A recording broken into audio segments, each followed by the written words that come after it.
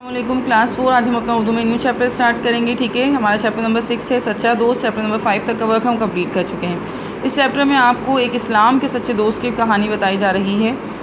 ٹھیک ہے, حضرت ابوبکر صدیق کی کہانی جو ہے اس میں آپ کو بتائی جا رہی ہے, ان کے بارے میں کہ وہ کتنے اچھے دوست تھے, کس طریقے سے جو ہے انہوں نے ساتھ دیا, وہ تمام ہسٹری. ٹھیک ہے, حضرت ابوبکر صدیق جن کا نام عبداللہ تھا اور لقب جو تھا ان کا صدیق تھا, مکے کے دوسرے لوگوں کی طرح یہ بھی تاجر تھے, تجارت کرتے تھے بہت ہی نہایت ایمانداری اور دیانتداری کے ساتھ, اور خوش اخلاق تھے, ہر ایک سے اچھے طریقے سے پیش آتے, اور انہی خوبیوں کی وجہ سے اہل مکہ جو تھے وہ آپ رضی اللہ تعالیٰ عنہ کی بہت عزت کرتے تھے اور اپنے معاملات میں آپ سے مشورہ بھی لیتے تھے. اچھا, حضرت محمد صلی اللہ علیہ وسلم نے جب مکے میں اسلام کی تبلیغ شروع کری تو اہل مکہ کو بت پرستی چھوڑ کر ایک اللہ کی عبادت کرنے کی دعوت دی. تو حضرت ابوبکر صدیق نے فوراً دعوت اسلام قبول کر لی, اور اس سنہ حضرت ابوبکر صدیق جو تھے وہ مردوں میں سب سے پہلے اسلام قبول کیا انہوں نے. اور اسلام لانے کے بعد آپ رضی اللہ تعالیٰ عنہ نے ہمیشہ حضرت محمد صلی اللہ علیہ وسلم کا ساتھ دیا. ہر موقع پر, چاہے خوشی ہو یا کتنی ہی کوئی پریشانی تکلیف کا موقع کیوں نہ ہو, انہوں نے اپنی جان کی پرواہ نہ کرتے ہوئے نبی اکرم صلی اللہ علیہ وسلم کا ساتھ دیا. اسلام لانے کے بعد آپ رضی اللہ تعالیٰ عنہ جو ہے وہ آپ رضی اللہ تعالیٰ عنہ شہر سے باہر تشریف لے کے جاتے تھے اور وہاں پر لوگوں کو اسلام کی دعوت دیتے. آپ ہمیشہ آپ صلی اللہ علیہ وسلم کے ساتھ رہتے تھے. کافر اگر حضور پر حملہ بھی کرتے تو حضرت ابوبکر صدیق جو تھے وہ ان کو روکتے اور ان کے سامنے کھڑے ہو جاتے.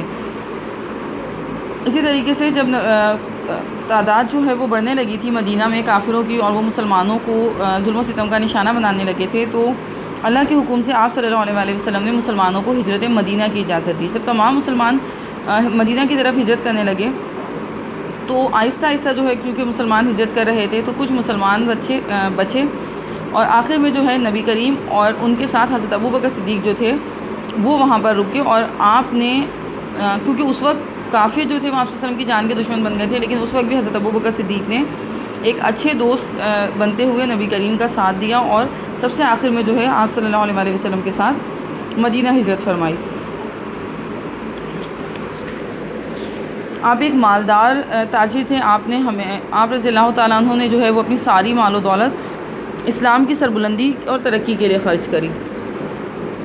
مکے میں جن لوگوں نے اسلام قبول کیا تھا ان میں بہت سارے لوگ ایسے تھے جنہیں زبردستی کافر جو ہے وہ دوبارہ سے اسلام کے راستے سے ہٹانا چاہتے تھے, ان پر ظلم و ستم بھی کرتے تھے, لیکن حضرت ابوبکر صدیق نے انہیں پیسے دے کر جو ہے وہ آزاد کرایا کئی غلاموں کو. انہی میں حضرت بلال رضی اللہ تعالیٰ عنہ بھی تھے. حضرت ابوبکر صدیق جو تھے وہ اللہ کی راہ میں ہمیشہ دل کھول کر خرچ کرتے تھے, اور جنگ تبوک کے موقع پر بھی آپ رضی اللہ تعالیٰ عنہ نے مسلمانوں کی بھی مدد کی, اور اپنے گھر کا تمام سامان جو ہے وہ آپ صلی اللہ علیہ وسلم کی خدمت میں لا کر پیش کر دیا. اس کے علاوہ جتنے بھی کام ہوتے نبی کریم کے آپ ساتھ ساتھ رہتے تھے. جہاد میں جو ہے آپ ان کے ساتھ ساتھ رہتے, اور جو لوگ جہاد میں جو ہے گئے ہوئے ہوتے اگر, تو ان کی غیر موجودگی میں ان کے گھر کے کام کی ذمہ داری بھی جو ہے وہ آپ رضی اللہ تعالیٰ عنہ پوری کرتے تھے.